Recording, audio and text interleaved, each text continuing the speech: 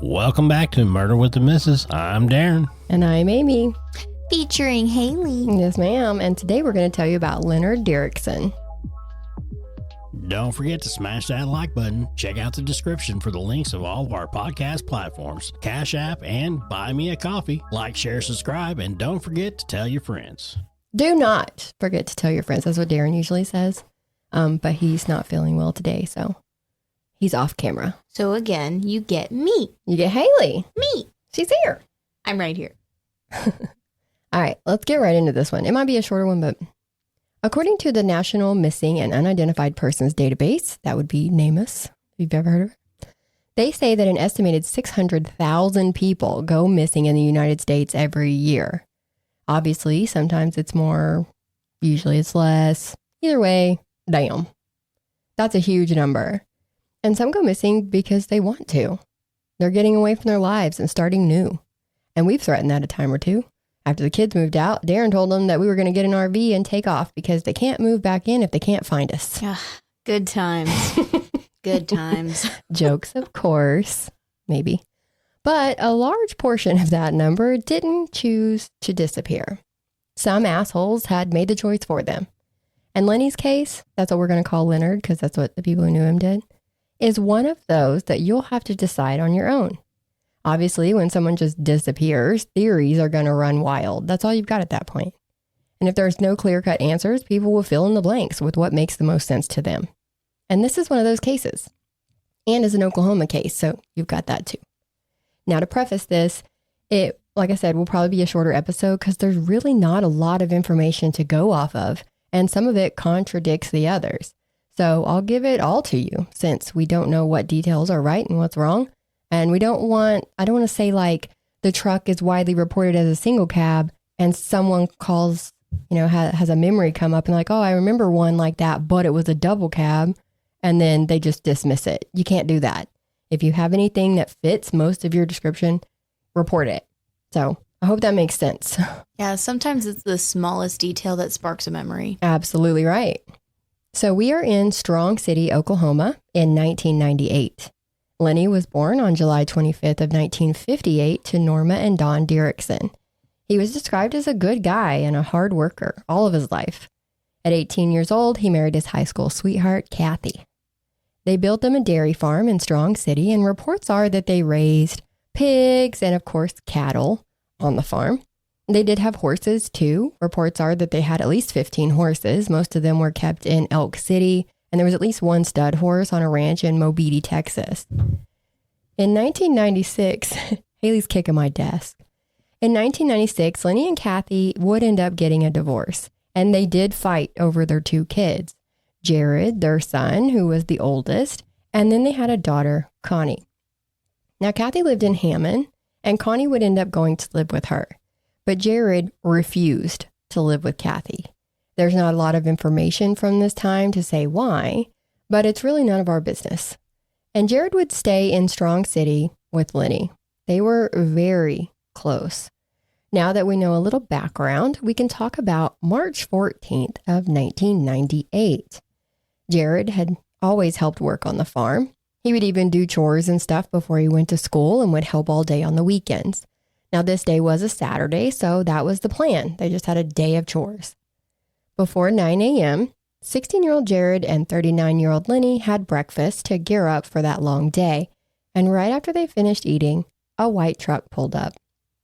They didn't recognize the truck, so Lenny went outside to see what was up, and Jared just watched from the kitchen window while he was washing the dishes.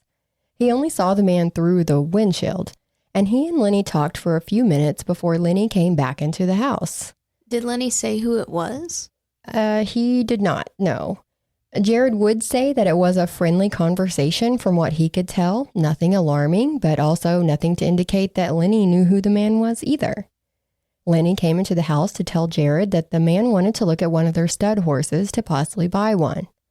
They were going to go to Elk City to that farm and then to the Mobeetie farm in Texas. So he would be gone for quite a while. He told Jared to go ahead and go into Elk City and get feed because where they got feed, the feed store closed at noon. And then he needed to get the animals fed, and then Lenny would be back that afternoon. Then he got into the truck with the mystery man, and left.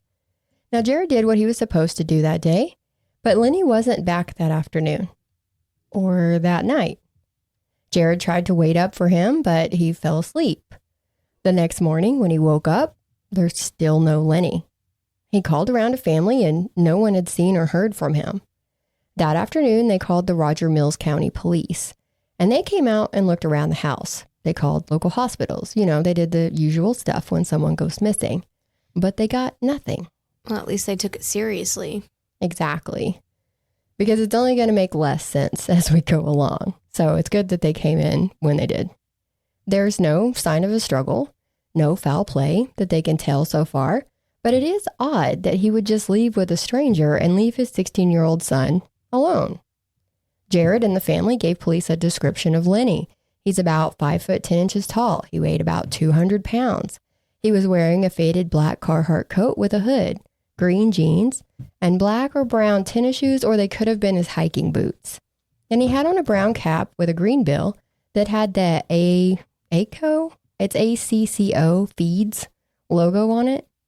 He had brown hair and gray eyes, and I'm sure you can tell by the case pic that he has a sweet, sweet handlebar mustache. Gotta respect a handlebar mustache. You have to, right?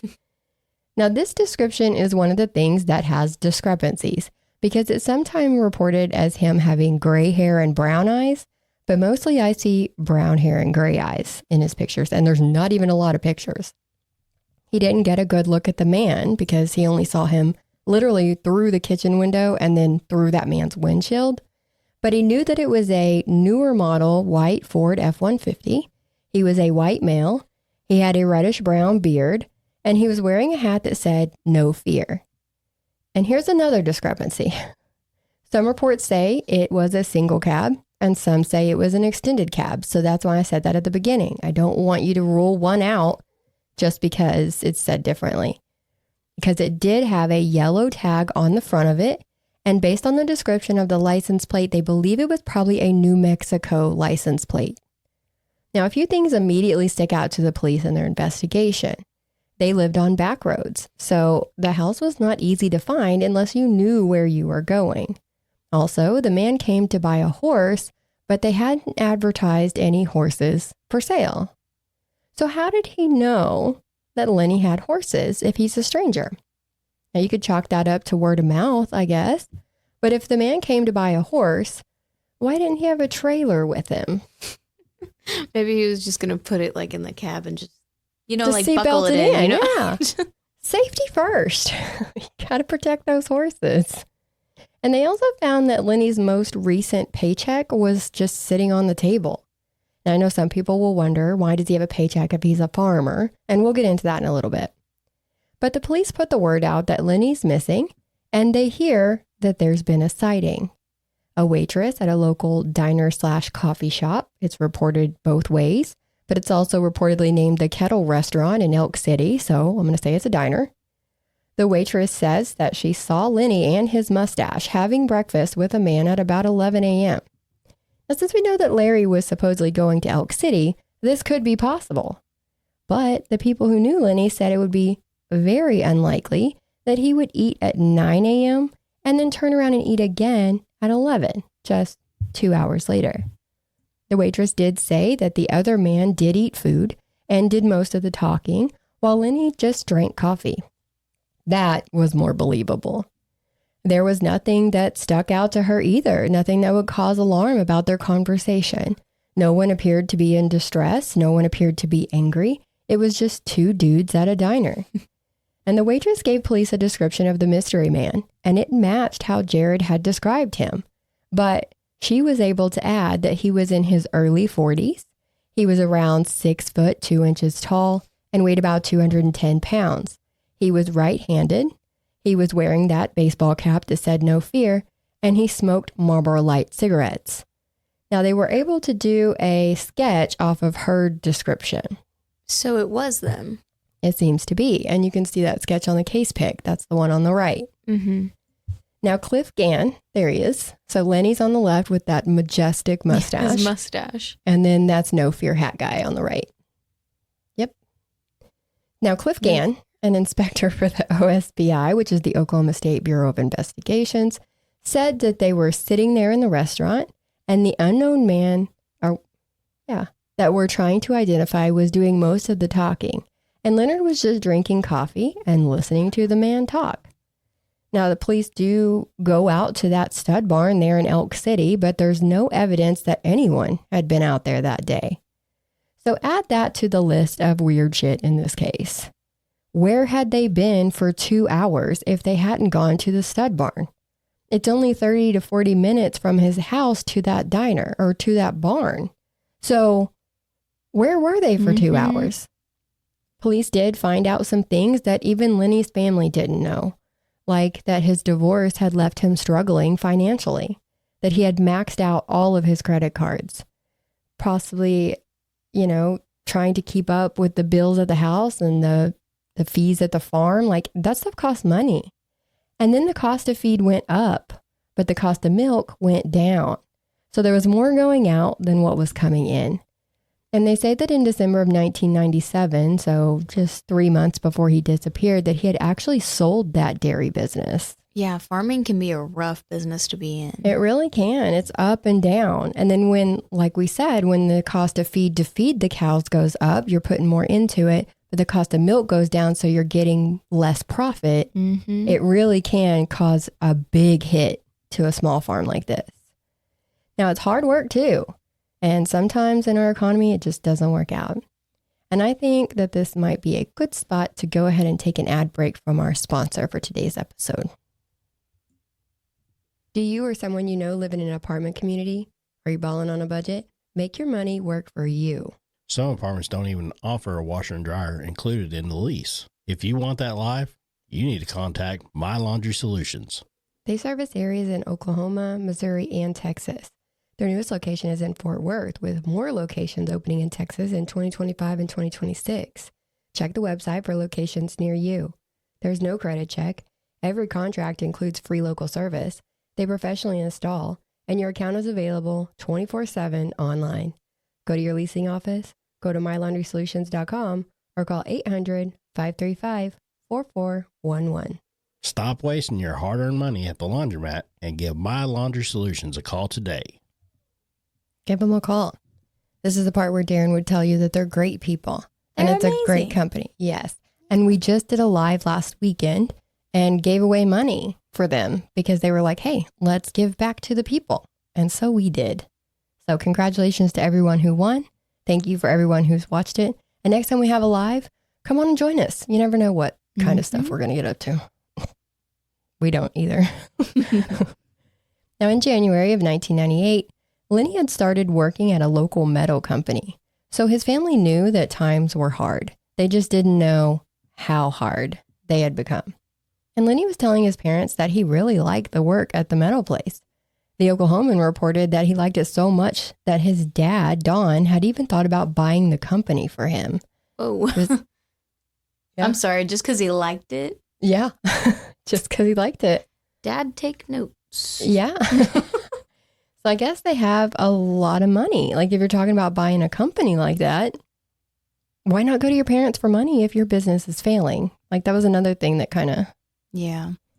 But they believe that he kept his financial problems a secret for the most part because he was determined to make it on his own. Or maybe he didn't want to look like a certain type of way, like he had failed or something like that. I don't know. You never know what people do in these situations. Now, it was 6 months later, after Lenny disappeared, that the next weird thing happened. Police got a phone call from a man in a bar in Amarillo, Texas. That's about 2.5 hours away. The man himself was from Elk City, and he knew Lenny. Hell, he was looking right at him. Lenny was in that bar, drunk, and wearing a blue checkered shirt. So police needed to get on down to the highway bar. This man wouldn't give him his name, but he did say that he would wait for the police to get there. So the cops head that way, but remember, it's 2.5 hours to drive, so they're going to be a minute. By the time they get to the bar, Lenny was gone, and so was the man who called. The bartender said that that man, the caller, was there, and he did say that Lenny was there.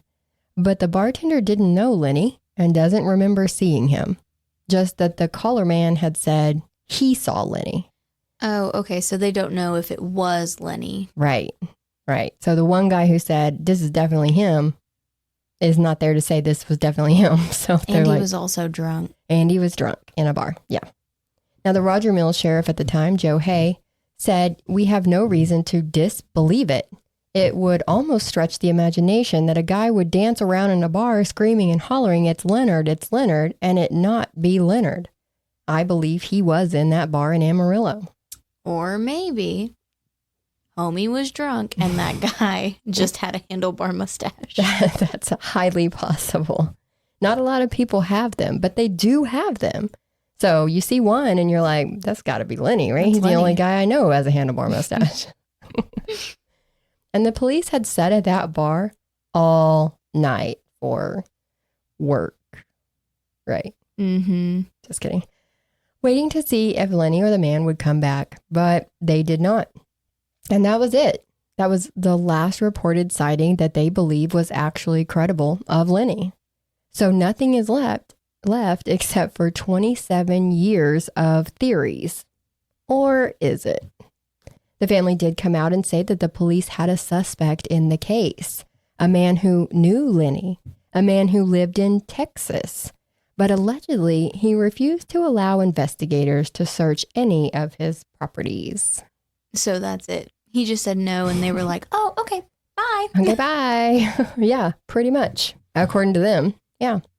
They never searched in Texas that I know of. So I guess they're like, well, we tried. Sounds like they didn't have enough to go on to get a judge to give them a search warrant. Yeah. That's what I got from that. And let's talk about weird things and theories. I know we've already talked about a bunch of weird things, but there's more. Remember that they lived out in the country on the back roads, right? So it's believed that this mystery man would have had to have been told how to get there. Like he couldn't have just happened upon it and been like, oh, that must be Lenny's house. Or, oh, I see all those horses outside, because he didn't keep horses at his farm. He had them in other farms. So somebody had to tell him how to get there, right? He would have to be told that Lenny sometimes sold horses because that was his reason for being there. And like I said, there's no horses there. Mm-hmm. But again, he couldn't have actually planned on buying a horse that day because he had no trailer. Like, I'm with your seatbelt theory. Yes, my seatbelt theory. But logically, you would want him in a trailer. Yeah. Now, he was having money problems too, so it wouldn't be unheard of that he might jump at the chance to sell a horse and make some quick money. So that might be one explanation as to why he willingly got in that truck and went with a stranger. Yeah, And they did say that the conversation was friendly. Nothing Yeah. stood out. He didn't seem sketchy, besides his no fear hat, but that was very common in the 90s.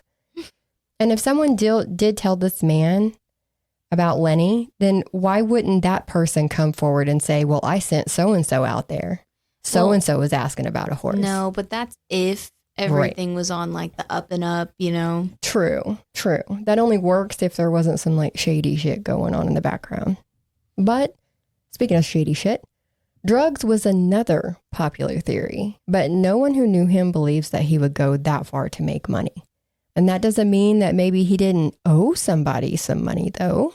That if he did, that person might have sent an accomplice, like No Fear Hat guy, out to lure Lenny away from the house on false pretenses to hurt him. So that's definitely another theory. Yeah, but then I doubt he would be in a bar like 6 months later. True, but that only works, again, if the bar theory is credible. True. Or the bar sighting is credible. Because that man that called the police wouldn't even give his name and then left when he said he would. Belief is that he had no intentions on staying at that bar to wait for them cops. And Lenny had also just gone through a divorce. Many people have, since the disappearance, have asked about Kathy. Like, was she mad? Was she mad enough to have somebody hurt him? Since they were already divorced, she wouldn't have necessarily benefited in any way if he was killed, like as far as money or the farm goes. And if that was the plan, they would need to be able to prove that he was dead in order for them to be able to collect, right? So a disappearance doesn't really help with that. So it likely would have had to have been emotionally motivated if it was in Kathy's direction. But surely everyone close to him were looked at and ruled out as having any involvement. Now, she was brought up in theories, mostly because I think of the timing and the fact that Jared had fought to stay with Lenny over her. And he didn't even talk to her until the year after Lenny disappeared. After Lenny disappeared, he went to stay with his grandparents. He didn't even go to her. And it took literally another year for them to even talk. So I don't know what was going on between him and his mom. Yeah, I wonder, Kathy, what's up? And maybe it was just because he was a 16-year-old boy and he wanted his dad, you know? Mm-hmm. You never know. But to not talk to your mom at all? Yeah. There were two main theories that seem to be widely believed to be most likely scenarios. One is that this man had a romantic connection to Lenny. Now, this was a small town in 1998 in Oklahoma, so there wasn't a lot of acceptance for homosexuals. And this kind of thing could actually ruin a man's business. And if your business is already going downhill, then maybe you keep that secret to try to protect the business and your family. We also don't know why he and Kathy got a divorce, so maybe that has something to do with it. Mm-hmm. And he could have just made up the story about going to see a man about a horse so that Jared wouldn't question it. Okay, that could be a possibility. Yeah, I could see that one. The other widely believed theory is that he just left. With the divorce, the debt, the business collapsing, it was all just too much, and he couldn't see a way out. Sheriff Hay from back in the day said that maybe he was working on a farm as a ranch hand somewhere, maybe in Texas. Maybe he would go out to the bars on the weekends in his blue checkered shirt and get drunk to wind down. The problem with that is that no one believes that he would do that. Well, plenty of the general public believes that he could, but not his family, especially Jared. Jared doesn't believe that Lenny would arrange for some stranger to come and pick him up, or even if he knew him, arrange for someone to come pick him up, and then take off and leave with no explanation. He didn't even take his last paycheck and cash it to have money. And let's not forget about Connie. He has a daughter. Mm-hmm. So he would have had to leave both kids behind without a dad, without answers. Like, to be able to do that to your family is rough. Like, that's not an easy decision to make. His credit cards were maxed out, so he definitely hadn't used any of those since he left. And they believe he only had about $150 on him when he disappeared. So why not cash that check so you have more money to start over with if that's your plan? So I don't know about that. Mm-hmm. It really is just a mystery. His case was even featured on Unsolved Mysteries back in the day. And I didn't see the documents in the probate case, but I do see that the judge declared him deceased on June 6th of 2005. Don would pass away, that's his dad, passed away in 2015, and his mom, Norma, passed away in 2022. Lenny is listed on both of their obituaries in the pre-deceased sections. And the family has always believed that he met with foul play. Yeah, it sounded like he did. I think so too. And if he didn't, and he did just start over somewhere, he would be 66 years old now. Jared is now older than Lenny was when he disappeared. And he and Connie both have families of their own now. So that's all we have on this case. Literally 6 months after he disappeared, a guy seen him in a bar, allegedly, and that was it. There's nothing since 1998. Nothing. Yeah, it's just that's a so long odd. time, yeah. So if you have any information on Lenny's disappearance, you can call the OSBI at 800-522-8017. And if you like our content and want to contribute, we always accept likes, shares, subscriptions, telling your friends. We also have Cash App. Our cash tag is $MWTM pod. We also have Buy Me a Coffee. Find us at buymeacoffee.com/MWTM. And don't forget to tell your friends as always. As always. That's it. Bye.